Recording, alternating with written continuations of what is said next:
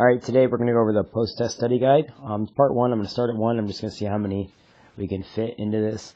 I'm assuming I'll get a couple pages done. It'll probably be, I'm guessing 3 videos. But let's just see. Now for this post-test study guide, make sure you have this hint page. You're going to have this hint page on the quiz. I will try to come back and show you exactly which hint I'm looking at every time. So then you can use that on the quiz. There's 2 pages. I'd recommend filling out the perfect squares, perfect cubes, and all the other perfect numbers. If you do that, that's an extra point on your post test. So you could do that. And let's get right on to the post test. Now remember, when you take your post test, remember this is just a study guide, but on your post test, you're guaranteed a point for an attempt. So that just means show some work. Even if it's a multiple choice problem, before you guess an answer, show some work. If you use the right hint, you get an extra point. So just for trying and using the correct hint, you're going to get at least 2 out of 4 points. Every problem's worth 4 points. So it's a good idea to show some work. I'm going to show work on every single problem. Alright, so number 1 says find the sum, difference, or product. Number 1, we're going to actually, it's a difference, and I'm going to have to distribute the negative sign. So the first thing I got to do is I got to take that negative sign, I got to change all the other signs. So this right here turns into minus 5h cubed minus 6h plus 4. Now this first one doesn't change because there's nothing in front of it, so it stays 3h cubed plus 7h minus 8. This is just a addition, a like terms problem, so I put the x cubes together to get minus 2x cubed. The h's go together. I get plus 1h. I like to cross them out one after I use them. Minus 4 and plus 8 is minus 4. So my final answer is, and I don't know why I put x, it should be h, minus 2h cubed plus h minus 4, which is C. So my answer is C. Alright, and that's it for that one. Now number 2. Number 2 is a distributive property, pizza delivery guy, however you want to think of it. So x is going to go to all of them. So x goes to x squared, gives me x cubed. X goes to 3x, gives me 3x squared. X goes to 4, gives me 4x. Now negative 3 is going to go to all of them. Or negative 2 is going to go to all of them. Negative 2 goes to x squared, gives me minus 2x squared. Minus 2 goes to 3x, gives me minus 6x. Minus 2 goes to 4, gives me minus 8. So my answer for that is going to be x cubed plus x squared minus 2x minus 8. That's my final answer. 3. Hopefully you remember now that this is binomial theorem, so I get to write it as x plus 3 squared, not squared, but I'm going to actually get rid of that little 2 and write it as x plus 3. X plus 3. So if you go back to your hint page, number 1, use like terms. Number 3, use this binomial theorem. Number 2, also use like terms. And number 2, number 2 is using, or 3 is using binomial theorem.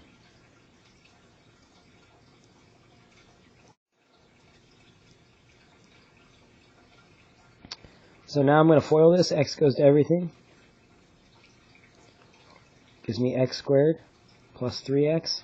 Now 3 goes to everything. Gives me 3x plus 6. I combine the x's. I end up with x squared plus 6x plus 9. So that's the missing blank, 9. That's 1, 2, and 3. Alright, so for 4, 5, and 6, I'm going to be using our GPS.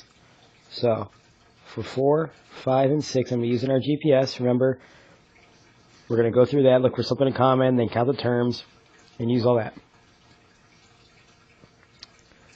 So number 4 has 2 terms. So 2 terms.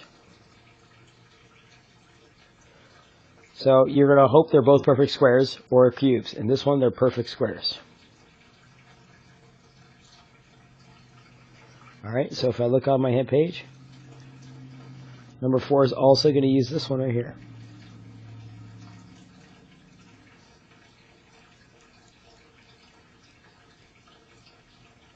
So I'm using perfect squares right here, and then number 4 over here. Alright, that's going to be what I'm going to use for 4. So the first one is a perfect square, so I think of 4y and 4y. 81 is a perfect square, I think of 9 and 9.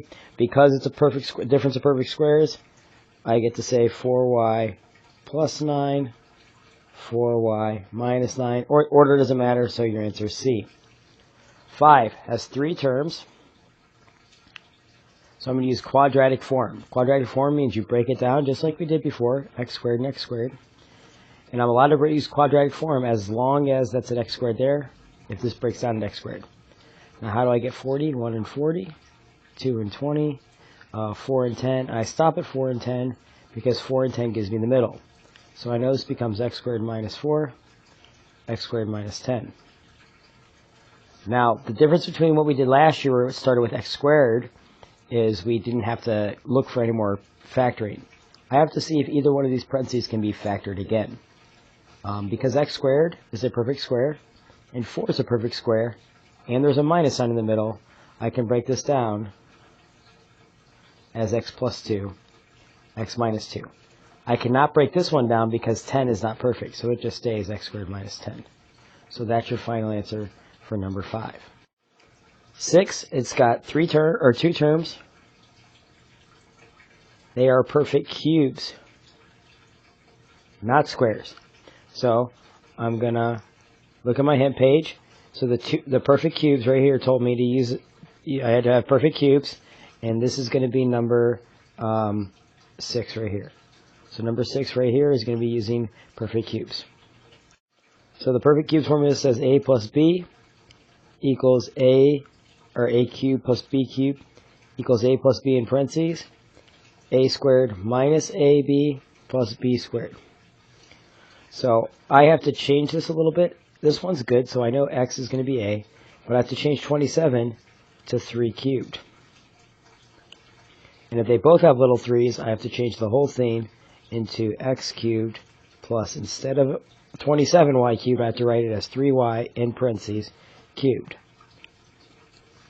This is important because now I know that that's my a right there, that's a, and that's b.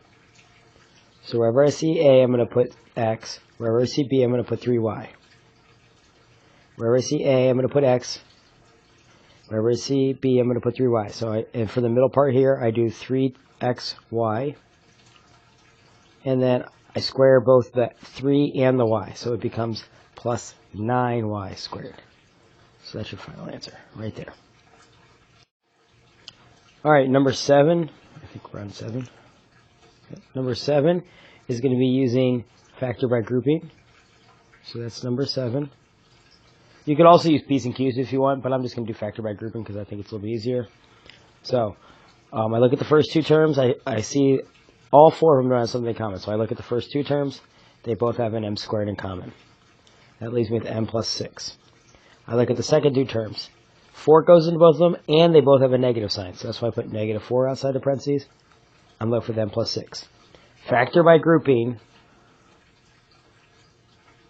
it better have matching parentheses. And it does. The parentheses match right here. So I get to write those parentheses, m plus 6, and then whatever's left over, m squared minus 4.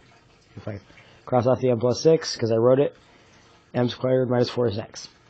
Now the last thing I got to do is I say, look, perfect square, m squared is m and m, 4 is 2 and 2, and there's a minus sign in the middle. So my final factored part is m plus 6, m plus 2, m minus 2. Now since it says find the real number solutions, it's equal to 0, which it has been the whole time. I have to solve, so I got to say m plus 6 equals 0, m plus 2 equals 0, m minus 2 equals 0. So I end up with 3 answers. M equals negative 6, m equals negative 2, m equals positive 2. And those are my answers right there. Alright, number 8, we're going to be using synthetic division. So, number 8 is going to be using synthetic division. Make a synthetic division box, put the coefficients inside the box. So I'm going to make my synthetic division box. I'm going to put 1, -10, 19, and 30 inside the box. Since that is divisor form, I change that -6 into a +6 when I put it outside the box. I drop down the 1, or put a 0 here. I add inside. I multiply the 1 that's outside by 6. 1 times 6 gives me this 6 right here. If they're inside, 6 is inside, I add it to the other inside number, -10, to get -4. That -4 is outside, so I multiply by 6 to get -24. I add to get -5. I multiply by 6 to get -30. There is no remainder. That doesn't always happen unless it says like factor or 0 or something along those lines. So the last thing I do is put the letters back in. So I look at this exponent and I take it 1 less. So right here, this 1 tells me I'm going to have 1x squared.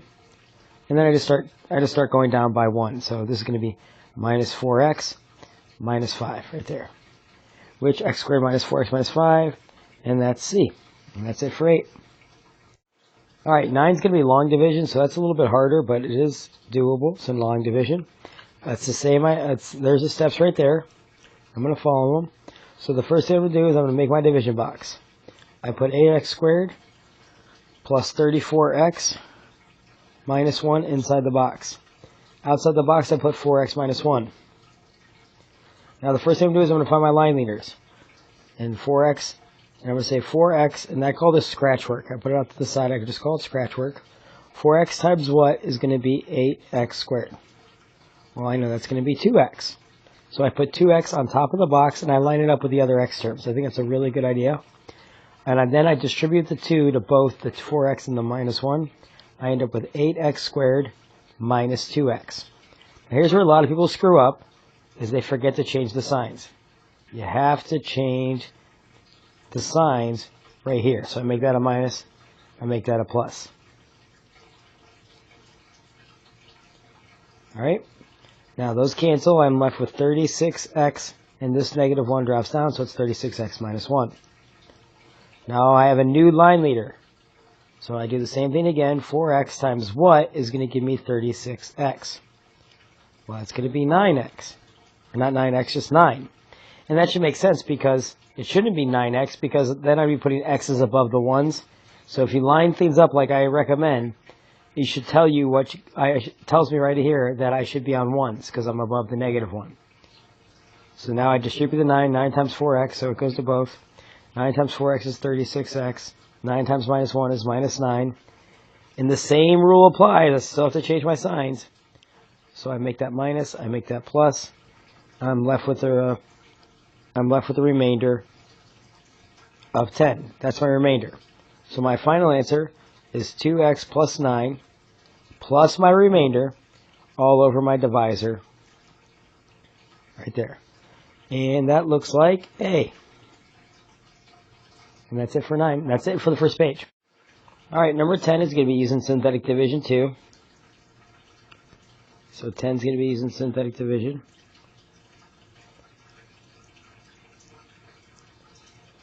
I have a rectangle. Remember, it's x cubed plus x squared minus x plus 15. That's for the inside. I know one of the sides is x plus 3. I want to know this other side. So remember, you can just do this divided by this to give me that question mark. So I'm going to use synthetic division. So I'm going to make my box. I put 1, 1, -1, and 15. I put -3 outside the box because it's in divisor form. This problem tells me, because it tells me I'm looking for a specific term. I think it should have no remainder. So I drop down the 1. 4 times -3 is -3. I get -2. -3 times -2 is 6. I add to get 5. 5 times -3 is -15. Remember, synthetic division takes it 1 degree less. So this x cubed right here is going to go 1 degree less than x squared minus 2x plus 5. And that looks like D. That's it. 11 is also going to use synthetic division. And it's given. So since that word given tells me there should be no remainder, alright? So I'm going to make my box. I'm going to put 1, -10, 19, 30. Since it says 0 right here, this tells me don't change the sign outside the box. So when I put 5 outside the box, I don't have to change it to -5. I just put 5. Drop down the 1. 1 times 5 is 5. I get -5. 5 times -5 is -25. I end up with -6. 5 times -6 is -30. No remainder. Put my letters back in. I get x squared minus 5x minus 6. Since we're finding zeros, you can set it equal to 0. You could use quadratic formula here. You can make a new box and start guessing more p's and q's. I'm just going to factor it. How do I get x squared, x and x? How do I get -6? I can get +6 and -1. And that will, that's not going to work. I want -6 and +1 because I want -5. So this is going to turn into x minus 6, x plus 1. I end up with x equals 6. I end up with x equals -1. And then don't forget the first zero they gave you also have x equals 5. So you should have 3 zeros. And that's it for number 11. Alright, if no zeros, factors are given. That's what number 12 is going to talk about. Specifically, 12 is just doing step 1. Alright, so 12 is going to be easy. 13 is also going to use this one. So 12, there's your P. The 1 is your Q. So my P's over my Q's are the factors of 10, which are 1 and 10, and 2 and 5, all over 1. So I'm going to have plus or minus 1, plus or minus 2, plus or minus 5, plus or minus 10. That's it. So that is B. 13 is find all the zeros of a polynomial function. So I do P's and Q's. So my P is 2, so the factors of 2 are 1 and 2. My Q is 1, so my P's over my Q's are just plus or minus 1, plus or minus 2. So I'm going to make my box 1, -2, 1, -2. And I'm going to guess 2 first. So I'm not going to try 1 because it's not one of my choices. Drop down the 1. 1 times 2 is 2. I get a 0. 2 times 0 is 0. 1 plus 0 is 1. 2 times 1 is 2. I get no remainder. That means 2 is an answer. So x equals 2 is an answer. See, I can cross that one off right away. I can actually cross off this one too. Now I end up with x squared. There is no x's. So instead of using the quadratic formula, I can just, using PEMDAS backwards, I can subtract 1 from both sides. I square root both sides. I get x equals plus or minus. And anytime you have a negative inside the radical, it turns into I. So the square root of -1 is just I. So this has 3 answers. X equals 2, x equals I, x equals -I, which is A. And that's it for 13. 14 is the same exact type of problem. So P is, this is your P. Remember, 1 is your Q. So my P's or my Q's are 1 and 12, 2 and 6, 3 and 4. So my P's or my Q's are going to be plus or minus 1, plus or minus 2, plus or minus 3, plus or minus 4, plus or minus 6, plus or minus 12. They all, and when I make my box, I have 1, 4, 7, 16, and 12. Since they're all positive, I know it must be a negative answer. So I'm going to try -1 first. Drop down the 1. 1 times -1 is -1. 4 minus 1 is 3. -1 times 3 is -3. I get 4. 1 times -4 is -4. I get 12. 1 times -12 is -12. I get no remainder. So that means my first answer is going to be x equals -1. That's my first answer. Now look, I'm going to make my new box, and I'm just going to guess numbers again. I can guess -1 again. I'll try -2. 1 times -2 is -2. I end up with 1, -2. I end up with 2. I end up with -4, which is not going to work. So -2 is not going to work. So let's try -3. 1 times -3 is -3. 0. -3 times 0 is 0. 4 plus 0 is 4. -3 times 4 is -12. I end up with no remainder. So my second answer is x equals -3. So I have x squared plus 4 equals 0. Subtract 4 from both sides, just like the last problem. I square root both sides. So the negative tells me I is going to show up. The square root of 4 is 2. So my answer is going to be x equal to plus or minus 2i. So my other two answers are x equals 2i and x equals negative 2i. So I have 4 solutions. And that's it for 14. 15 says, write a polynomial function that has zeros 4, 2, and 1 and has a leading coefficient of 1. So this will eventually be a multiple choice question. I try to make it a little bit harder for the post study guide, but on the post test will probably be a study multiple choice. So immediately I can cross off D. I don't have to do any work on D because this is to the second power. There's only going to be 2 zeros, and I need to have 3, so there's no way it can be that one. Actually, I can also cross off this one because the leading coefficient for this one is negative 1, and it wants a leading coefficient of positive 1. So it's down to these two. You could make synthetic division boxes if you want, but I'm just going to make an XY chart. And I'm going to put 0, 1, 2, 3, 4, and 5. I'm going to start with checking these numbers right here, 4, 2, and 1. So I'm going to plug in 1. 1 cubed is 1 minus 1. That's 0. I get minus 9 plus 9. That's 0. So 1 spits out 0. That means this one has a chance to work. Now I got it. So it works with 1. It has to work with 2. So I'm going to plug in 2. I get 2 cubed.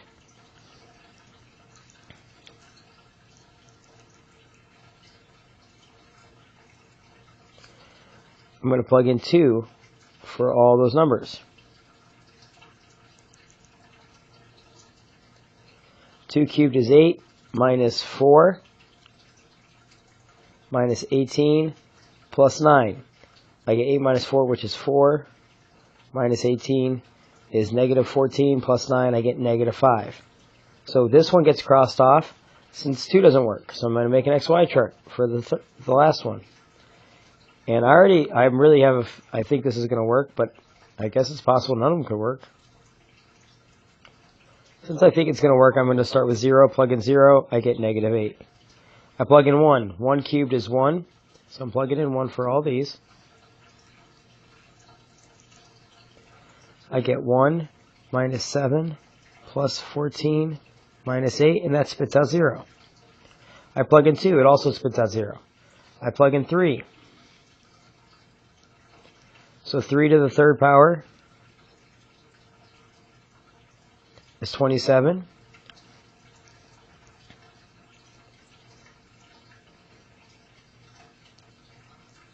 3 to the third power is 27 minus 7 times 9, so minus 63, plus 14 to the times 3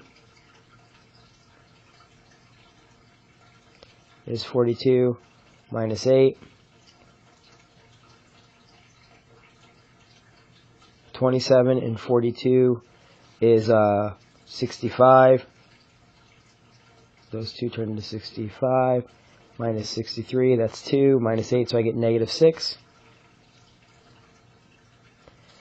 4 is 0.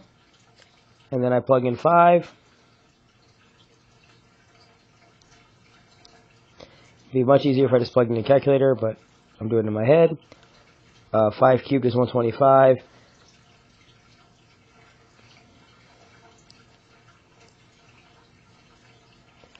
5 squared is 25 times negative 7, so it's minus 175. 14 times 5 is 70, minus 8. So I get 195 minus 75 is 20. I end up with 12. So now I break my graph. I get 0, negative 8, 1, 0, 2, 0, 3, negative 6.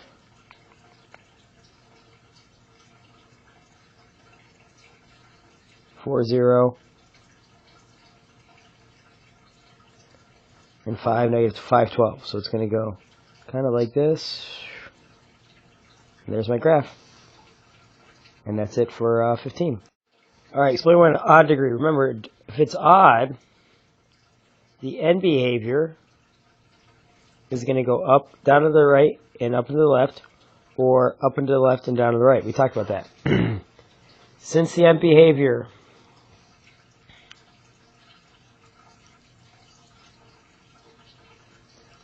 is opposite directions.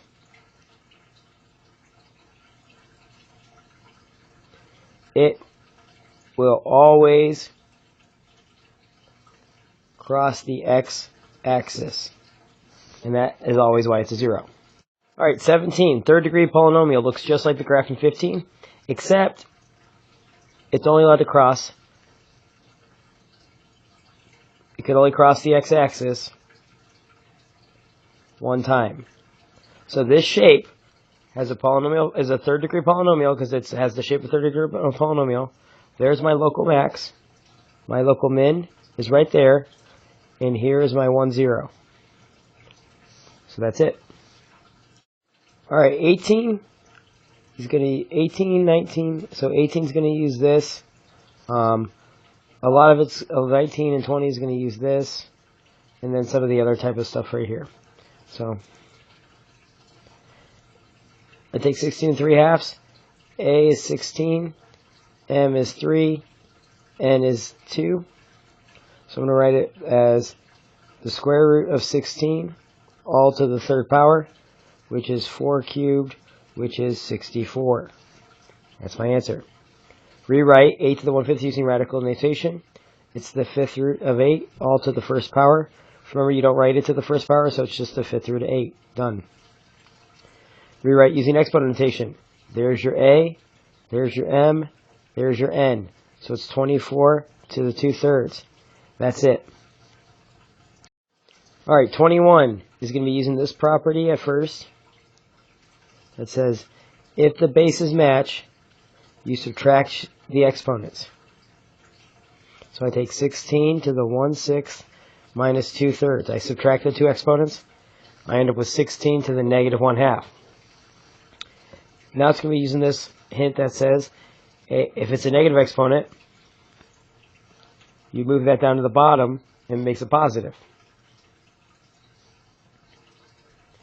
Remember, 16 to 1/2 is just a fancy way to say 1 over the square root of 16.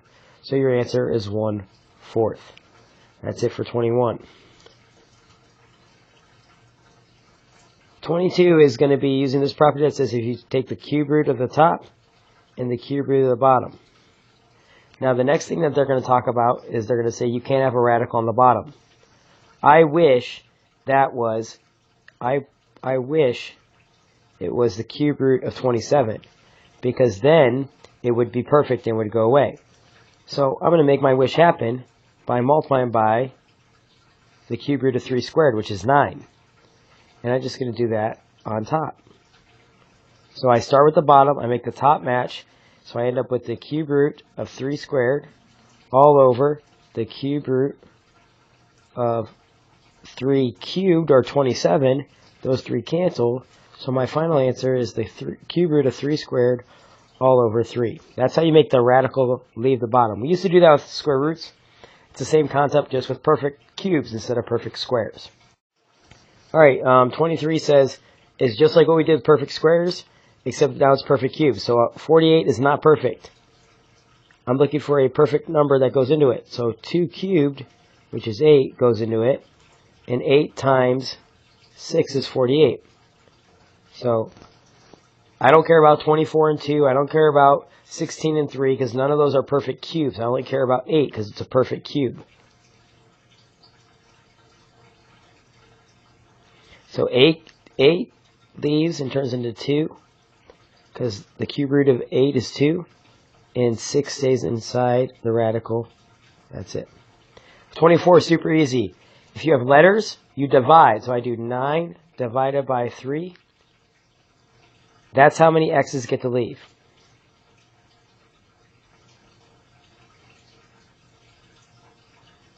So I end up with x cubed outside. The remainder is how many are left over. All right, since there's no remainder means no exponents inside.